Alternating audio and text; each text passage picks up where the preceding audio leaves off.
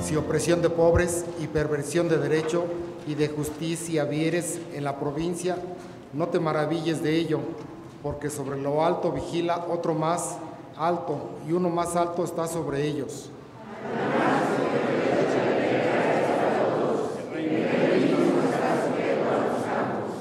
El que ama el dinero no se saciará de dinero, y el que ama el mucho tener no sacará fruto. También esto es vanidad.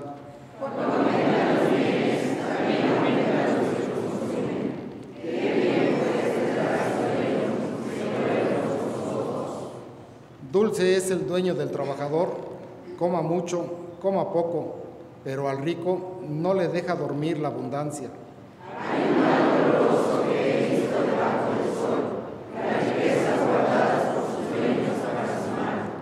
Las cuales se pierden en malas ocupaciones, y a los hijos que engendraron nada les queda en la mano.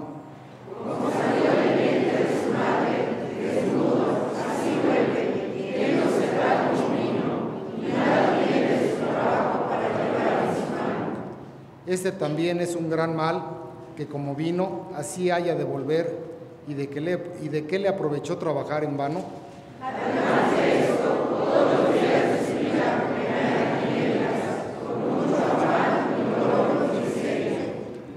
He aquí, pues, el bien que yo he visto, que lo bueno es comer y beber, y gozar uno del bien de todo su trabajo, con que se fatiga debajo del sol todos los días de su vida que Dios le ha dado, porque esta es su parte.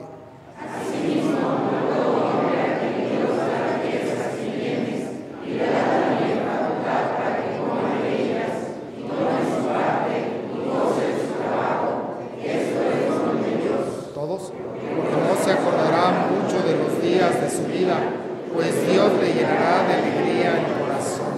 Amén.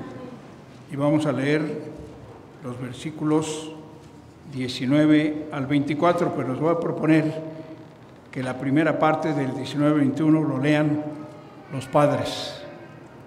Y después nos reunimos todos para leer del 22 al 23. Todos los padres leen conmigo del 19 al 21. La palabra de Dios dice: no os hagáis tesoros en la tierra, donde la polilla y el orín corrompen, y donde ladrones minan y hurtan, sino haceos tesoros en el cielo, donde ni la polilla ni el orín corrompen, y donde ladrones no minan ni hurtan, porque donde esté vuestro tesoro, allí estará también vuestro corazón. Todos. La lámpara del cuerpo es el ojo, así que si tu ojo es bueno, todo tu cuerpo estará lleno de luz, pero si tu ojo es maligno, todo tu cuerpo estará en tinieblas. Así que si la luz que hay en ti es tinieblas, ¿cuántas no serán las mismas tinieblas? Es hasta el 24, perdónenme. Ninguno puede servir a dos señores, porque aborrecerá al uno y amará al otro, o estimará al uno y menospreciará al otro. No podéis servir a Dios y a las riquezas. Sentados. Sandra Milenia Almeida, una mujer colombiana de 28 años, tuvo que ser operada luego de que se presentara en un hospital de su país con fuertes dolores abdominales, después de que se tragara entre $7,000 y $9,000 tras enfadarse con su pareja. El caso ocurrió el pasado viernes en el municipio de Piedecuesta, en el norte de Colombia, cuando el esposo encontró el dinero escondido. Según el noticiero de televisión Noticias 1, citado por la agencia DPA, la mujer había decidido separarse y había comenzado a ahorrar. Al encontrar su esposo el escondite, le exigió una parte, pero ella, en un arranque de furia, decidió comerse el dinero. Por este motivo se presentó al médico con fuertes dolores en el abdomen, aunque tuvo que ser trasladada a un hospital de Bucaramanga, la capital de la región donde se produjo este incidente. Allí fue operada. Esta historia, esta noticia que acabo de leer podría parecer sacada de la ciencia ficción, pero no es así. Esta noticia se publicó recientemente, el 2 de mayo pasado, de esta mujer que había decidido separarse de su esposo, comenzó a ahorrar dinero y cuando el esposo encontró el dinero, pues ella, y le pidió una parte, ella para no compartir con él el dinero, pues se comió el dinero. Entonces acudió al médico con estos fuertes dolores y tuvieron que operarla para sacar el dinero que ella se había tragado. Nosotros, una historia como esta, como ya lo comenté, puede parecernos como sacada de algún cuento, de alguna historia, pero es la realidad, y es la realidad en la que vive nuestro mundo, en el cual lo más valioso que tiene una persona son sus posesiones materiales, es el dinero, son sus bienes terrenales. Ante estas cosas, el Señor Jesucristo tiene algo que decir, y es algo muy importante. ¿Cuál debería ser la perspectiva? ¿Cuál debería ser el sentir de un cristiano, de un verdadero discípulo de Jesucristo ante el dinero, ante las riquezas, ante los bienes materiales? Ahora que estamos hablando sobre este tema de mayordomía y hoy que tocamos o comenzamos a tocar el tema del tesoro, pues tenemos que meditar en qué es lo que Jesucristo quiere decir al respecto, qué es lo que enseña al respecto. Y es muy significativo que en el Evangelio según San Mateo, en el capítulo 6, en medio del Sermón del Monte, Jesucristo toque este punto. Recordemos que el Sermón del Monte es una compilación de enseñanzas, un resumen de enseñanzas dadas a aquellos que quieren ser verdaderos discípulos de Jesucristo. No a aquellos que quieren asistir a una iglesia solamente, no a aquellos que quieren participar en alguna organización, en algún coro, sino a aquellos que verdaderamente quieren ser discípulos de Jesucristo. ¿Qué significa esto? Significa que nuestra vida sea moldeada, que nuestra vida sea transformada de acuerdo a las enseñanzas y al carácter de nuestro Señor Jesucristo. Por eso, en medio de esta enseñanza, de este resumen de enseñanzas, en el capítulo 6, versículos 19 en adelante, Jesucristo le habla a los que quieren ser verdaderos discípulos de Él acerca de cuál debería ser su actitud y cuál debería ser su actuar para con los tesoros, para con los bienes de esta tierra.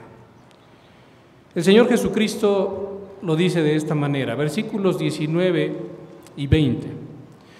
No os hagáis tesoros en la tierra, donde la polilla y el orín corrompen, y donde los ladrones minan y hurtan, sino haceos tesoros en el cielo, donde ni la polilla ni el orín corrompen, y donde ladrones no minan ni hurtan. Eso es lo que está diciendo el Señor Jesucristo. Si queremos resumirlo, en el versículo 19 comienza diciendo, no os hagáis tesoros en la tierra. Y el versículo 20 comienza diciendo, sino haceos tesoros en el cielo. Esa es la enseñanza del Señor Jesucristo.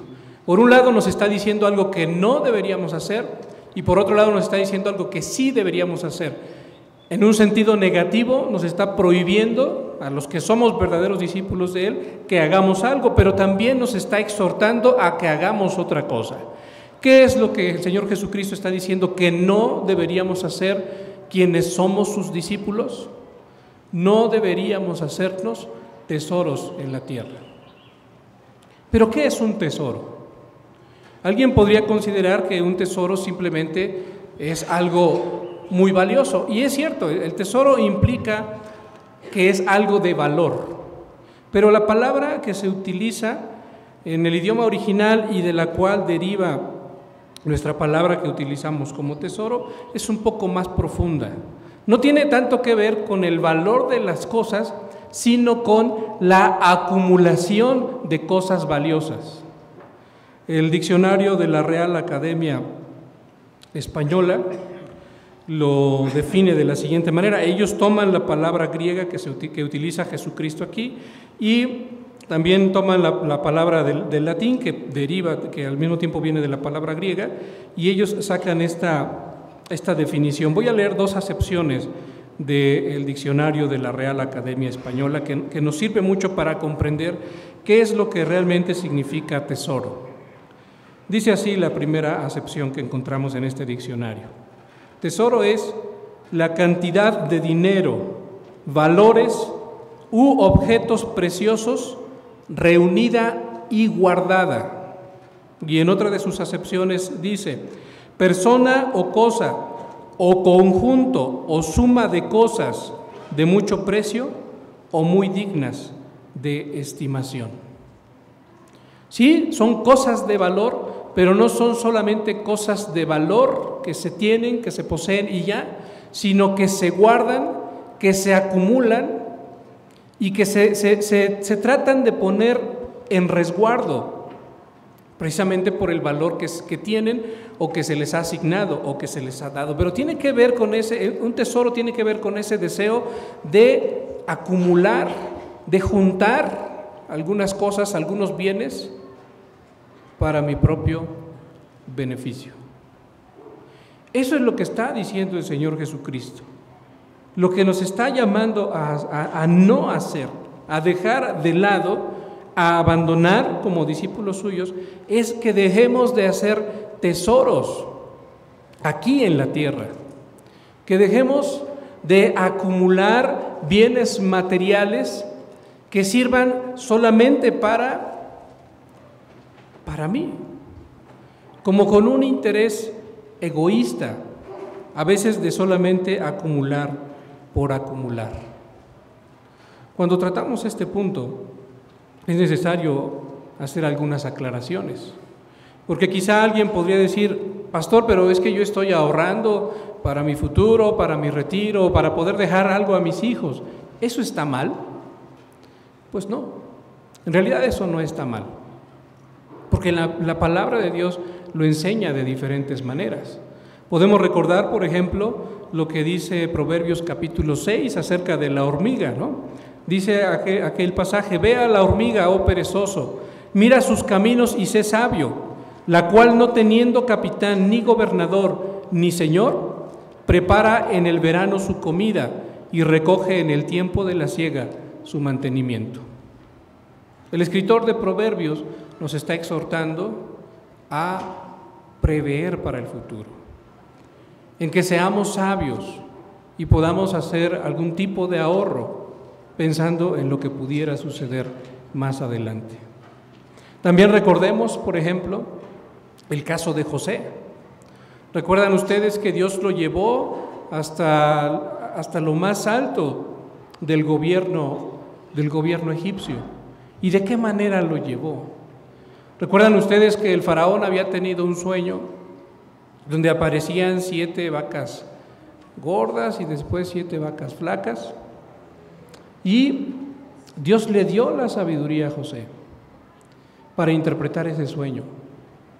Pero no solamente para interpretar el sueño, sino también para tomar medidas adecuadas ante esa situación que era inminente, que se aproximaba y que Dios le había revelado a través de ese sueño. Y entonces, lo que hace José es, de todo el grano, juntar la quinta parte, el 20% en graneros, de tal manera que cuando eso lo hizo durante todo el tiempo, durante los 7 años de abundancia, de tal manera que cuando vinieran los 7 años de escasez, hubiera suficiente para guardar vida a mucho pueblo. De tal manera que de naciones lejanas venían a Egipto para abastecerse, porque el hambre había azotado en todo el mundo conocido de aquel entonces. Noten ustedes cómo Dios no está en contra del ahorro. Cuando el ahorro es algo sabio, cuando el ahorro es algo para bendecir a otros, cuando el ahorro servirá mucho más que para mis propios fines o que el solo tener por tener las cosas. Jesucristo está diciendo: no os hagáis tesoros en la tierra. Si entonces estamos aclarando que Jesucristo no está hablando contra el ahorro, contra la previsión sabia, ¿Qué es lo que sí está prohibiendo el Señor Jesucristo? ¿Qué es lo que Él nos dice que no deberíamos hacer? John Stott, un escritor cristiano, escritor y conferencista cristiano, que hace algunos años está ya en la presencia del Señor, escribió de la siguiente manera para explicar a lo que el Señor se refería con no hacernos tesoros en la tierra. Esto es lo que el Señor Jesucristo prohíbe: la vida extravagante y opulenta, la dureza del corazón que no siente la necesidad colosal de los desheredados del mundo, la fantasía insensata de que la vida de una persona consiste en la abundancia de los bienes que posee, y el materialismo que ata nuestros corazones a la tierra. En una palabra, sigue diciendo John Stott, en una palabra, hacer tesoros en la tierra no significa ser previsor, proveyéndose exactamente para el futuro, sino codicioso, como los avaros que amontonan a escondidas y los materialistas que siempre desean más. Resumo esa última parte porque es muy importante que quede en nuestra mente. En una palabra, hacer tesoros en la tierra no significa ser previsor, sino codicioso. Lo que el Señor Jesucristo está prohibiendo cuando dice no os hagáis tesoros en la tierra es que no seamos codiciosos ni que estemos buscando el tener solamente por tener, para sentirme más que los demás, para tener ese poder que tiene la gente que tiene dinero o que creemos que tiene la gente que tiene dinero. Eso es el tipo de tesoros que el Señor Jesucristo está prohibiendo. Ese es el tipo de tesoro que un verdadero discípulo de Jesucristo no debería acumular, porque son de aquí, de la tierra. Y además, el Señor Jesucristo está dando una razón más acerca de por qué no deberíamos hacernos tesoros en la tierra, porque dice allí el versículo 19, no os hagáis tesoros en la tierra, donde la polilla y el orín corrompen, y donde ladrones minan y hurtan. Al final de cuentas, si procuramos hacernos tesoros aquí en la tierra, que son bienes materiales, pues en algún momento u otro terminarán, ya sea por medios naturales, como lo dice aquí, la polilla y el orín comienzan a corromper estas riquezas, comienzan a terminar con ellas, o están a merced de los amantes de lo ajeno. Lo que el Señor Jesucristo está queriendo resaltar con estas palabras es que esas cosas, al final de cuentas, son efímeras. De una manera o de otra, pueden terminarse. Y esto puede suceder de muchas maneras. Alguien puede estar acumulando porque tiene simplemente ese deseo de ser rico, pero de repente puede venir una devaluación y todo lo que hubiese acumulado, de haber valido mucho, vale la 10ª parte de lo que valía antes. Esas cosas pueden suceder y es lo que Jesucristo está diciendo. Esas cosas son efímeras, de una manera o de otra, al final de cuentas pasarán. Por eso es que el Señor Jesucristo nos hace ahora un llamado en el sentido positivo diciendo, bueno, en lugar de hacerse tesoros en la tierra, donde esos tesoros son efímeros, esos tesoros pasan, donde el orín, la polilla los corrompen y donde los ladrones pueden hurtarlos, entonces ustedes deberían hacerse tesoros en el cielo. ¿Por qué? Porque allí es diferente, porque el hacerse tesoros en el cielo son cosas diferentes, muy diferentes a las que se hacen aquí en la tierra. Allí, en ese lugar, dice, ni la polilla ni el orín corrompen y los ladrones no minan ni hurtan. Esas cosas son permanentes, esas cosas estarán para siempre contigo y las otras no. Porque por más que tú pudieses acumular bienes materiales en esta tierra, llegará el momento en el que tengas que partir con tu Creador y todas esas cosas se quedarán. Todas esas cosas se quedarán. Leíamos hace un momento en Eclesiastés algo respecto a eso. Y también es necesario reflexionar en ello. Porque también el mismo escritor nos dice, ¿quién sabe? Si aquel que ha estado trabajando y se ha estado esforzando tanto, heredará, y quién sabe si su hijo será sabio o necio, y si malgastará todo aquello por lo que el Padre ha trabajado. Son cosas dignas de reflexionar. Pero a todo esto, ¿cómo interpretaríamos esta cuestión? Entendemos ya muy bien lo que Jesucristo dice con no hacernos tesoros en la tierra. Ese no acumular egoístamente, tacañamente, solamente por tener. Pero ¿qué es a lo que se refiere Jesucristo cuando dice, entonces ustedes deberían hacerse tesoros en el cielo? Esta enseñanza ha sido sacada de su contexto y ha sido conjuntada con algunas otras frases, con algunas otras partes de la Escritura, y se han sacado enseñanzas que no necesariamente es lo que la Biblia nos dice. Por ejemplo, cuando yo era pequeño, nos enseñaban acerca de esa corona, ¿no? El apóstol Pablo menciona que recibirá una corona incorruptible. En otra ocasión le llama una corona de gloria. Pedro también lo menciona así. Y de ahí como que ha habido una enseñanza en la imaginación de mucha gente de, bueno, cuando lleguemos ahí recibiremos una corona físicamente que nos será puesta, ¿no? Pero aunado a esto, y conjunto con esta enseñanza que Jesucristo da, sacándola de su contexto, pues muchos llegaban a decir, o llegan a decir, mira, por cada buena obra que tú hagas, o aún por cada persona a la que tú le prediques el Evangelio y llegue a los pies de Jesucristo por haberle tú predicado, pues a esa corona tuya le pondrán una joya más, ¿no?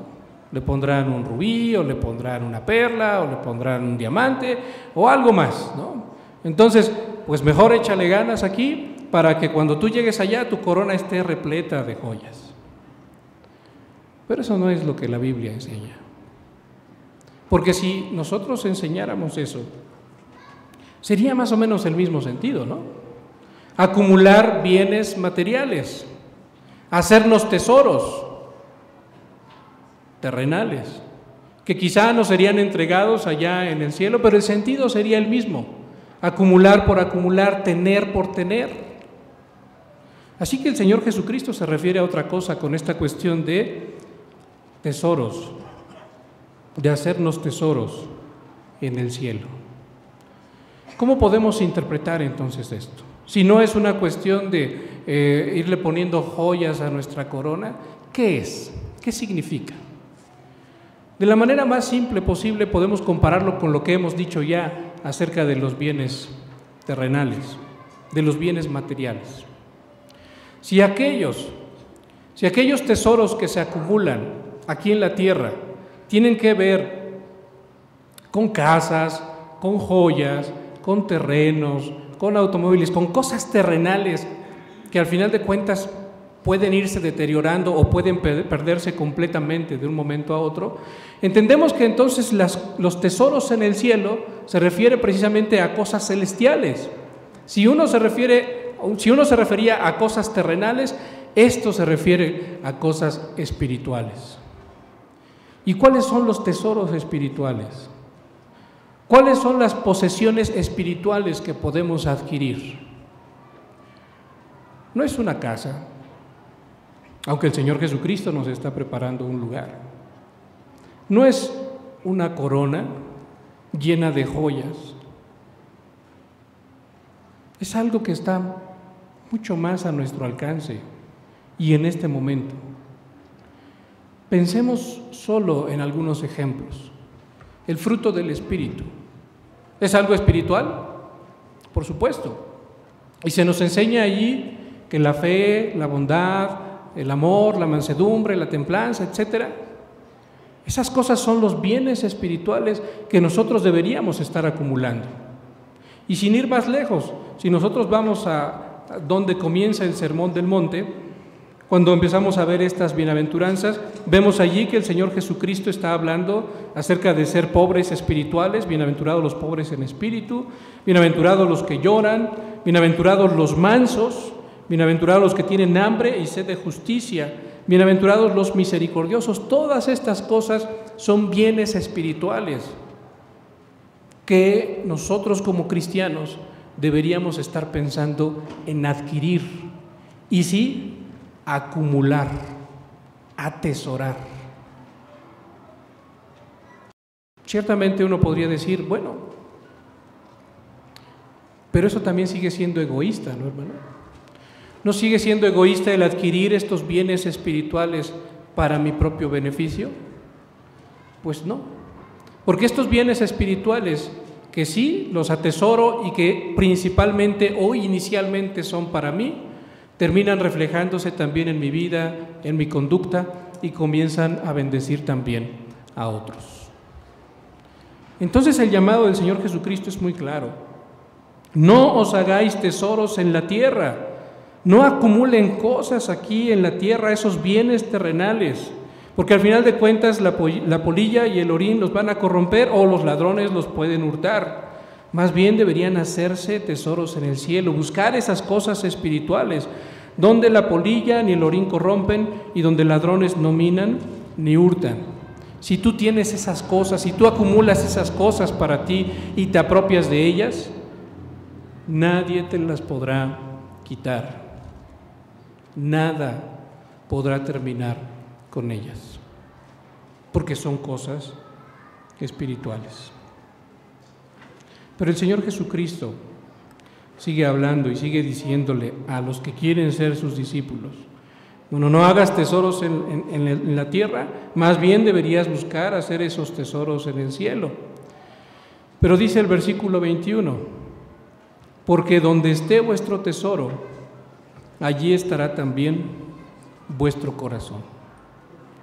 Esa es una prueba que realmente puede mostrarnos cómo es nuestra naturaleza y en dónde está nuestro corazón. Si nosotros vivimos teniendo como prioridad los bienes de esta tierra, los bienes materiales, ¿dónde está nuestro corazón? Si nuestro tesoro, si lo que nosotros estamos buscando acumular es terrenal, pues entonces podríamos decir que nuestro corazón le sigue perteneciendo a este mundo, que nuestro corazón le sigue perteneciendo a esta tierra, que no le pertenece a Dios realmente, que no le pertenece al Señor Jesucristo. Esa prueba realmente puede demostrar a quién le pertenecemos, porque a lo que le pertenezca a nuestro corazón es a lo que nosotros le pertenecemos. A lo que le pertenezca a nuestro corazón, ese es nuestro dueño. Y aquel que tiene por prioridad las cuestiones terrenales, la acumulación de bienes terrenales, pues está demostrando que su dueño, su Señor, es el mundo o aún las propias riquezas. Por eso es que el Señor Jesucristo dice más abajo, noten lo que dice el versículo 24 de este pasaje: ninguno puede servir a dos señores, porque o aborrecerá al uno y amará al otro, o estimará al uno y menospreciará al otro. No podéis servir a Dios y a las riquezas. Si hay algo que hemos dicho ya en otras ocasiones y que aquí lo volvemos a recalcar, es que el Señor quiere todo tu corazón. No quiere compartirlo con nadie más. No quiere compartirlo con las riquezas, porque las riquezas, dice la misma palabra de Dios, también es idolatría. La avaricia también es idolatría. No se puede servir, y esa es una palabra clave, no se puede servir a dos señores, porque o se amará a uno y aborrecerá al otro. No puedes servir a Dios y a las riquezas. Y ese servir tiene que ver con una cuestión de someter tu voluntad a. Tú puedes someter tu voluntad a Dios o puedes someter tu voluntad a las riquezas. La historia o la noticia con la que abrimos esta meditación nos muestra ¿quién es el dueño? ¿De quién? Esta señora poseía al dinero o el dinero la poseía a ella. ¿Quién es señor de quién? La realidad es que cuando pensamos en esas cosas nos damos cuenta de que, como lo ha dicho el Señor Jesucristo, es una cuestión del corazón.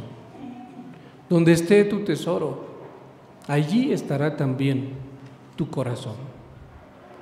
Con esto, y queremos equilibrarlo también, hermanos, con esto queremos dejar claro que el Señor no está en contra de las riquezas. Cuando leemos el versículo 24, Él es muy claro.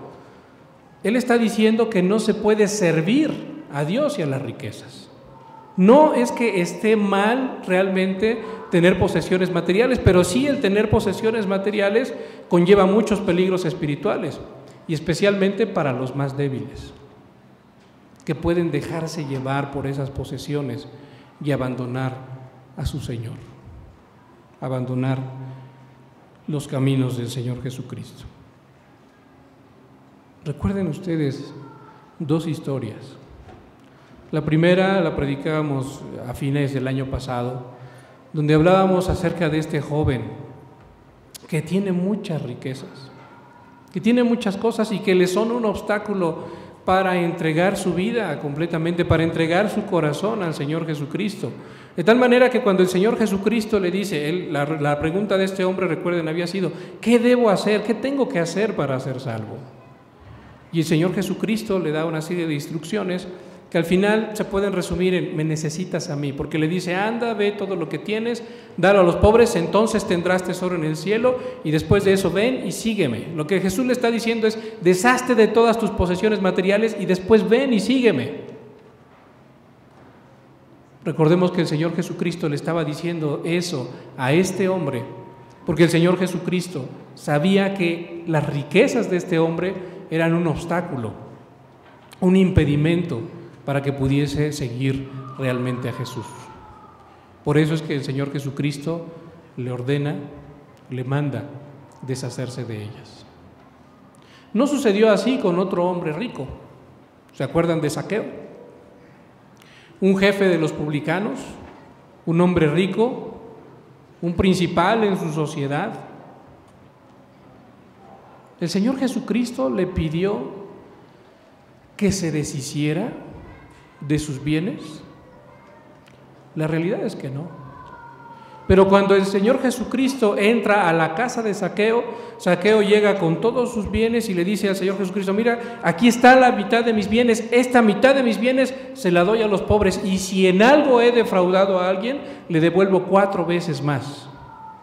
Y entonces Jesucristo dice: hoy ha venido la salvación a esta casa, por cuanto él también es hijo de Abraham, por cuanto él también está demostrando que tiene fe y que las riquezas no son un impedimento para él, que puede deshacerse libremente de ellas, porque lo que le interesa es su salvación, porque lo que le interesa es aprender de mí, seguirme a mí, vivir para mí. El joven rico que había dicho: no voy a dejar mis cosas, se fue triste, pero Zaqueo recibió a Jesucristo gozoso en su casa. Al final de cuentas es una cuestión del corazón. ¿Recuerdan ustedes que después de que el hombre rico se fue, el joven rico se fue, los discípulos le decían a Jesucristo: entonces, ¿quién puede ser salvo? Si de eso se trata la salvación, de dejar lo que ocupa el primer lugar en mi corazón, que en el caso del joven rico eran las riquezas, de dejar eso para que Jesucristo ocupe ese lugar, entonces, ¿quién puede ser salvo? Y Jesucristo le respondió diciendo: para los hombres eso es imposible, pero para Dios no, porque todo es posible para Dios. Dios es el que tiene que obrar en el corazón del ser humano y transformarlo y limpiarlo, de tal manera que aquello que ocupa el primer lugar deje ese primer lugar y entonces Jesucristo ocupe ese primer lugar. Y eso es a lo que nos está llamando aquí el Señor. Eso es lo que Él nos está diciendo.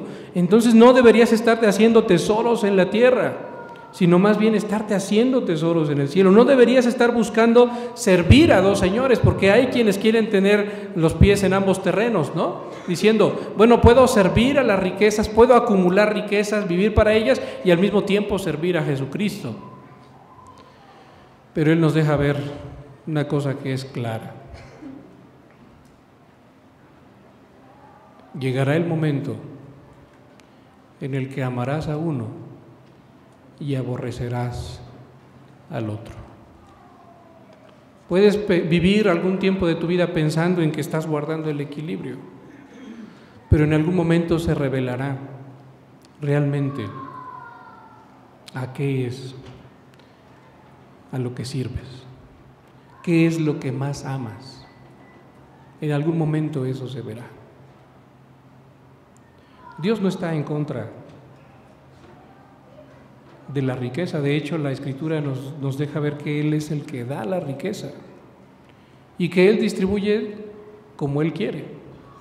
En algunos casos sí podemos ver injusticias en nuestro sistema político mexicano, por ejemplo, que no están bien, que no van conforme a la voluntad de Dios. Pero cuando vemos la Escritura vemos cómo Dios es el que provee y cómo es que había hombres ricos que trataban de agradar a Dios con todo su corazón y con todo su ser, y para quienes las riquezas no le eran impedimento. Pensemos, por ejemplo, en Abraham, un hombre que tenía muchas posesiones, en Job, que también tenía muchísimas posesiones que sí le fueron arrebatadas, pero que cuando fue restaurado por Dios, Dios en su soberanía quiso darle el doble de lo que había perdido. Dios puede hacer esas cosas. Dios las hace, de hecho. Pero nosotros jamás debemos perder de vista de cuál es nuestra prioridad. Si nuestra prioridad son las riquezas de este mundo, los bienes materiales, entonces nuestro corazón le sigue perteneciendo al mundo. Si nuestra prioridad son los bienes espirituales y vivimos para acumular esos bienes, para apropiarnos de ellos, entonces nuestro corazón le pertenece al Señor. Si tú tienes un problema de este tipo, pídele al Señor que transforme tu corazón. Si te das cuenta, conforme a tu manera de vivir, si haces un examen exhaustivo, profundo y sincero y te estás dando cuenta que tu prioridad está mal, pídele al Señor que transforme tu corazón, porque tú podrás luchar o querrás luchar contra esto, pero con tus propias fuerzas jamás podrás. Fue lo que quiso hacer el joven rico y no pudo. Necesitas que el Señor transforme tu corazón. Oremos, hermanos. Señor eterno, te agradecemos porque en tu misericordia nos dejas ver cómo es que tú quieres que sea nuestra actitud respecto a las posesiones materiales. Entendemos, Señor, que tú eres el que da y que tú das conforme tú quieres, pero que también nos haces un llamado, Señor, a vivir en santidad, a vivir conforme a tu voluntad, a dejar de vivir para nosotros mismos, pensando en acumular bienes materiales o terrenales simplemente para tenerlos, simplemente para poseerlos, o para sentirnos mejor o más importantes, Señor. Tú lo que pides de nosotros es que busquemos esa riqueza espiritual que solamente tú puedes proveer. Esa riqueza espiritual que tiene que ver con el crecimiento de nuestro carácter, con parecernos cada vez más a tu Hijo Jesucristo. Y eso es algo que solamente tú puedes hacer. Señor eterno, si nuestras prioridades están mal, te rogamos que tú transformes nuestro corazón y que nos lleves a vivir como tú quieres, buscando por sobre todas las cosas el honrarte y glorificarte a ti, el servirte a ti y no servir al dinero ni a otras cosas, Señor eterno.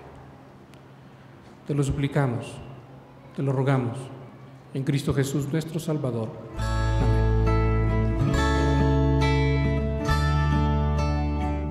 Amén. Iglesia Nacional Presbiteriana Príncipe de Paz, ubicada en Humboldt número 50, Colonia Centro, México DF. Si desea mayor información, puede comunicarse al 5518-6114 y 5518-5900 o en la página de internet www.inp-príncipedepazcentro.org. Recuerde que esta puede ser su iglesia.